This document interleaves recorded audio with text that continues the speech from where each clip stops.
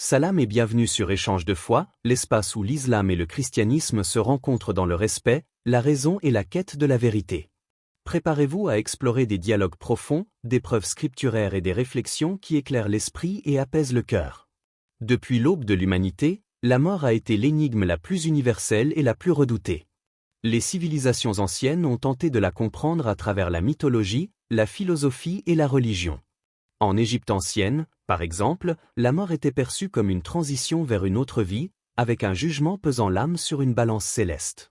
Dans le monde chrétien médiéval, la mort était une rencontre avec le jugement divin, une occasion de réflexion sur le salut ou la damnation. Dans l'islam, la mort n'est pas seulement un événement physique, mais un passage vers l'au-delà, un moment décisif qui marque le commencement d'une existence éternelle. Le prophète Muhammad, paix soit sur lui, a décrit les signes qui précèdent la mort avec précision, offrant aux croyants des indications pour se préparer spirituellement. Ces signes ne sont pas universels et immédiats pour chaque individu, mais ils représentent des réalités observables dans la vie quotidienne et dans les expériences de ceux qui approchent de leur fin. Historiquement, les savants musulmans ont compilé ces signes en observant la vie des pieux et en étudiant les hadiths authentiques. On découvre ainsi que certains signes physiques et spirituels se répètent: la fatigue extrême, l'éloignement progressif des plaisirs matériels, la peur ou la sérénité face à la mort, et le retrait des distractions mondaines. Les compagnons du prophète eux-mêmes ont témoigné que ces signes apparaissent comme un rappel de la fragilité de la vie et de l'importance de se préparer à l'au-delà.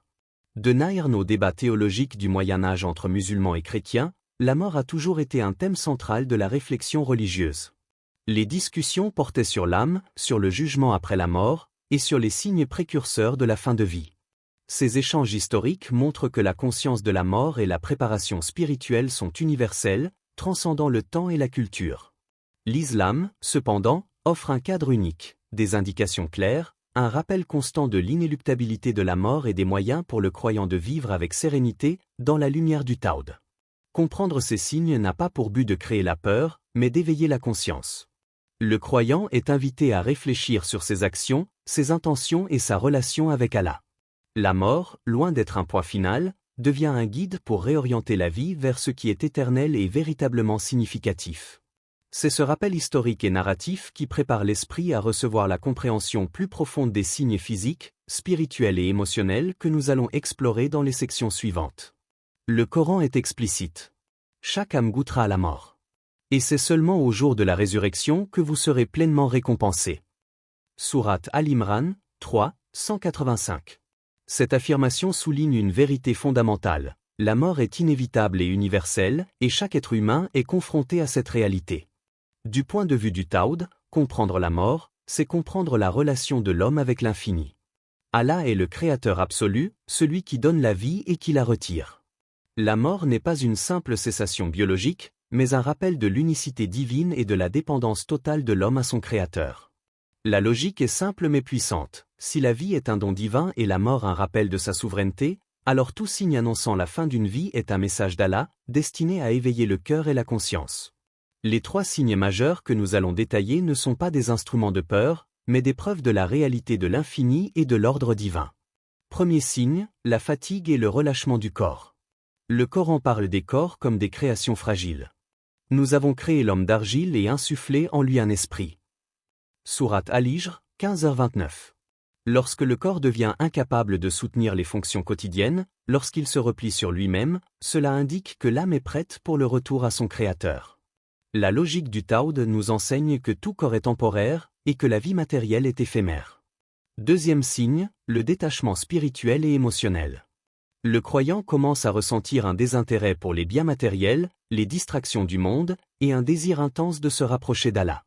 Le Coran dit: « Et adore ton Seigneur jusqu'à ce que te vienne la certitude. » Sourate Al-Hijr, 15, 99. Ce signe révèle que l'âme se prépare à quitter le monde matériel pour l'éternité. La logique du Tawhid ici est que l'homme réalise que tout ce qui est créé est secondaire, et que seul Allah est digne d'adoration. Troisième signe, la sérénité ou l'inquiétude face à la mort. Les hadiths mentionnent que certains croyants approchent de leur fin avec une paix intérieure extraordinaire, signe que leur foi est forte, tandis que d'autres peuvent ressentir de l'anxiété, signe que le repentir et la préparation spirituelle sont encore nécessaires. Cette dualité confirme la logique coranique. La mort est une transition, et la relation avec Allah définit l'état de l'âme à ce moment crucial. Ainsi, chaque signe est un rappel de l'unicité d'Allah et de la dépendance de l'homme à son pouvoir. La logique du Tawhid nous enseigne que la mort est naturelle, ordonnée et intentionnelle, et que ces signes sont des messages clairs pour éveiller la conscience et guider l'âme. Face à la mort, l'âme humaine entre dans un dialogue intérieur intense.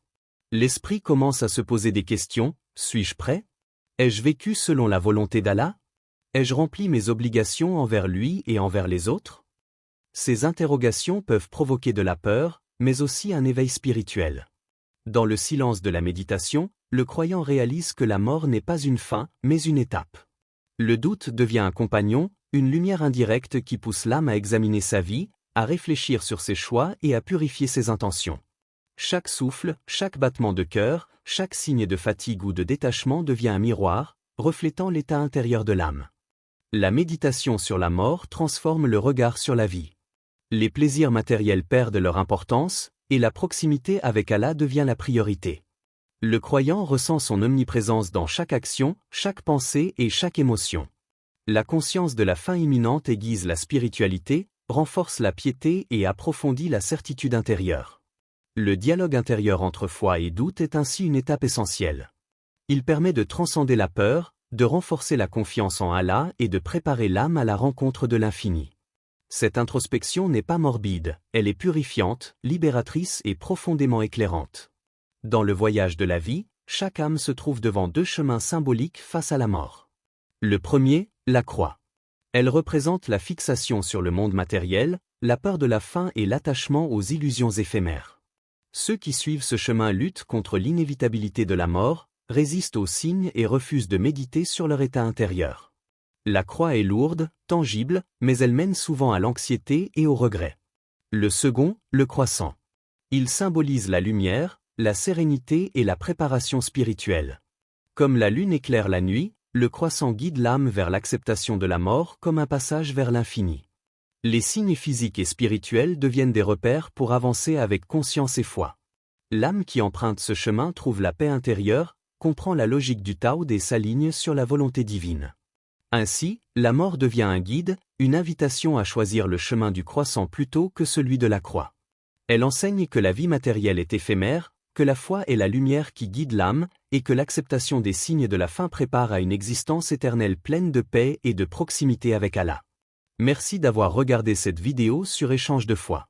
Si vous avez aimé, n'oubliez pas de vous abonner, liker et partager pour continuer à explorer la vérité avec nous. Que la paix et la lumière vous accompagnent jusqu'à notre prochaine rencontre.